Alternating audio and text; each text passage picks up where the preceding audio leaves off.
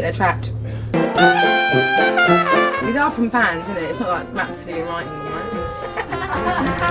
I want to answer all these questions. Hi, I'm Adele and I'm going to be answering questions on the box. Hope there's no horrible ones. Do you think your music would change if you weren't writing about heartbreak? Probably. I reckon it'd be a bit more upbeat. Yeah.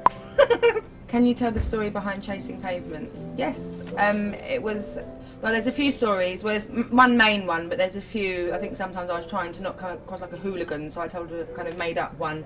But the guy I was seeing at the time was in a club, and he told me he was somewhere else, and he was in this club with this girl that I knew he was sort of like, you know, behind my back. So I went into the club and whacked him in the face and got chucked out. And I was running down Oxford Street, and then I suddenly came like to my senses and thought, you're just chasing a pavement. You're like a nutter. And then Chasing Pavement stuck better than he did. There you go. Since you've recently gotten into cooking and baking, what is the most elaborate thing you have made? I made a blueberry crunch cake at Christmas time, and it needed to be in one of those kind of cake cases that had a hole in it, so it was basically like a wheel, like a major massive donut. Didn't have one, didn't sell one at Asda, so I made one out of a normal tray and put like a ramekin in the middle, and then I couldn't get it out, so even though it tasted amazing, it was a blueberry crunch cake with a ramekin in the middle. But it tasted good, and then covered in cream cheese icing. It was fine. How do you want your music to affect your fans?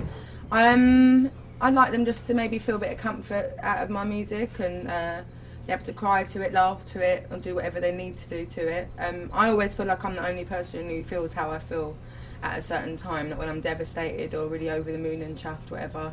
And actually there's about 20 other million people who feel exactly the same as I do all the time. So.